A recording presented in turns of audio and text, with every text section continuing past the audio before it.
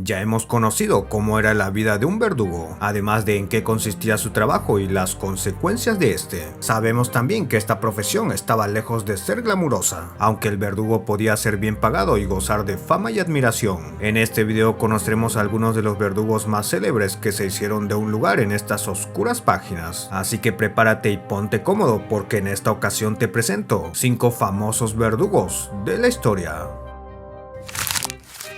Conocido en su profesión como Meister Franz, este fue un verdugo que vivió entre 1554 y 1634 y cuyo cargo heredó de su padre, convirtiéndose así oficialmente en 1573 en el verdugo de la ciudad de Bamberg, Alemania. 5 años después y con un buen historial de ejecuciones, Schmidt ocuparía el cargo en 1578 de torturador y verdugo de la imperial ciudad de Nuremberg. Este cargo, que abarca un universo más amplio en el espectro de la aplicación de la justicia en aquellos tiempos, requería obviamente un dominio y talento especial para hacer hablar a un presunto culpable por medio de la tortura. En su prolífica carrera, Franz dejó un legado que sería hasta hoy recordado a través de un diario que contenía el registro de sus ejecuciones y torturas, un listado en el que proporciona la fecha en el que ajustició al reo, el nombre de este y su ciudad de procedencia, además del método de ejecución que utilizó, un registro en el que al final de cada año especificaba el número total de sentenciados ejecutados por su mano. Y bueno, su lista negra también estaba llena de detalles como los apodos de los condenados. En cuanto a los métodos utilizados, este solía recurrir a la espada, la soga o la rueda, aunque a menudo se podían combinar todas estas entre sí, y por supuesto se podía incorporar a estas prácticas toda una variedad de herramientas de tortura. Los criminales registrados en su lista eran ladrones y asesinos, estafadores, pirómanos, violadores, esposas lujuriosas, maridos proxenetas y entre otros. Su oficio por supuesto atraía la atención de la muchedumbre, siendo el momento de la ejecución lo más parecido a un espectáculo público, en donde los gritos y las celebraciones,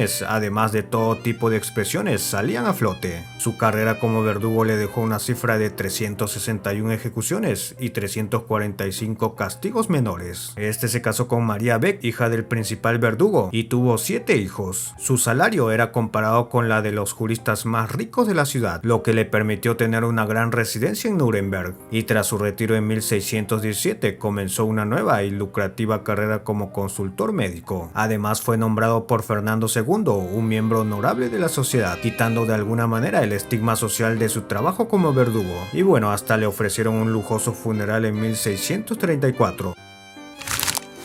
Giovanni Battista Bugatti fue el verdugo oficial de los estados papales entre 1796 y 1864, siendo el verdugo con más años de servicio dedicados a los estados. La carrera de este duró 68 años y comenzó cuando apenas tenía 17 años, un 22 de marzo de 1796, y duró hasta 1864. En su lista de ejecuciones se encuentran 514 ajusticiados, siendo un aproximado de 7 ejecuciones por año. Irónicamente, o por una cuestión de empatía, este solía llamar a los condenados pacientes. Dichas ejecuciones antes de 1810 eran hechas por medio de hachas, ahorcamiento o mazo, para luego usar la guillotina. Bugatti es descrito como bajo y corpulento y siempre bien vestido. Este era casado, pero no llegó a tener ningún hijo. Curiosamente, cuando este no se encontraba ejecutando, él y su esposa vendían paraguas y otros recuerdos a los turistas. Pero como se imaginarán, el desempeñar dicho cargo tenía sus desventajas, además de ser estigmatizado por la sociedad. Este estaba prohibido de salir fuera del área determinada, lejos del barrio donde habitaba. Esto era sobre todo por su protección, debido a las posibles represalias que podía sufrir por parte de los familiares de los que había ejecutado, o al menos esta era la versión oficial. Extraoficialmente, probablemente esto se debía a una superstición. La fama de este verdugo llegó tan lejos en aquella época que incluso una de sus ejecuciones, llevada a cabo el 8 de marzo de 1845, fue descrita por Charles Dickens en su obra Estampas de Italia. En fin, sus ropas, incluso manchadas de sangre, hachas y guillotinas, se exhiben en un museo en Roma. Por supuesto, en esta lista no podemos dejar de mencionar a Charles Henry Sanson, uno de los verdugos más célebres de la historia. Sanson, nacido en Francia, vivió entre los años 1739 y 1806 y fue verdugo nada más y nada menos que durante el reinado de Luis XVI, además de serlo también durante la Primera República Francesa. Este fue el cuarto verdugo de su dinastía y empezó siendo un aprendiz de su padre durante 20 años, asumiendo el cargo en 1778. Justamente tras la parálisis de su padre, tuvo que dejar sus estudios de medicina y convertirse en el próximo verdugo de la familia. Ya en el cargo, este fue apodado como Caballero de París. Sanson se casó 2 veces y tuvo hijos que también se dedicaron a este oficio, entre ellos uno que lastimosamente murió al resbalar de un andamio mientras mostraba una cabeza cortada frente a la multitud. En fin, se cuenta que en 1557 Sanson ayudó a su tío, el verdugo de Reims, con la ejecución extremadamente espantosa de quien trató de atentar contra la vida de Luis XV de Francia. Después de esto, su tío renunció al cargo. En 1778, Sanson recibió oficialmente el abrigo color rojo sangre, que era un signo distintivo del llamado maestro verdugo, ocupando este cargo por 17 años, para luego ser sucedido por su hijo. Se cuenta también que este verdugo contaba en la mayoría de ejecuciones hasta con 6 asistentes, pero Sanson tiene también una distinción especial, la de haber sido el primero en usar la guillotina, además de dirigir la inspección y la prueba final de su prototipo, considerándolo al final como un rotundo éxito. Este aterrador dispositivo fue inaugurado por Sanson con el ladrón Nicolas Jacques Pelletier. Sanson realizó un total de 1918 ejecuciones, incluida la del rey Luis XVI, una ejecución a la que inicialmente se mostró reacio, a pesar de que no era partidario de la monarquía. Sin embargo, negarse a tal honor, siendo heredero de una línea de verdugos, hubiese sido avergonzante para la familia, y de paso los habría puesto en peligro. En fin, esta no fue una ejecución nada fácil, ya que la multitud era difícil de controlar. Luego de la revolución, Sanson jugó un papel decisivo en la utilización de la guillotina de forma estándar, ya que este argumentó que las ejecuciones múltiples eran demasiado exigentes para los métodos antiguos. Charles Henry Sanson murió el 4 de julio de 1806 y está enterrado en el cementerio de Montmartre en París. Conocido por su crueldad y sadismo, Jack Ketch fue un verdugo que vivió entre 1630 y 1686. Este estuvo al servicio del rey Carlos II de Inglaterra y fue uno de los principales personajes en aportar esa imagen sanguinaria y despiadada de los verdugos. No por nada, en diferentes estudios de criminología es considerado como uno de los primeros asesinos en serie de la historia. Es poco lo que se sabe sobre sus primeros años, pero según los registros, este empezó su carrera ofreciéndose como verdugo en ajusticiamientos en pueblos. Esta opción al parecer le terminó cautivando, encontrándose con su vocación. Fue así que poco a poco toda Inglaterra se iba enterando de sus sanguinarios métodos. Además que este no solo hacía un trabajo prolijo, sino que hacía de sus ejecuciones un auténtico espectáculo que atraía a las masas. En 1679, Ketch llegaría al punto más alto de su carrera ajusticiando personalmente y sin ayuda a 30 personas condenadas por traición, aunque una de sus ejecuciones más comentadas fue la de 1683, hecha a Lord Russell, quien fue condenado por preparar un plan para secuestrar al rey Carlos II.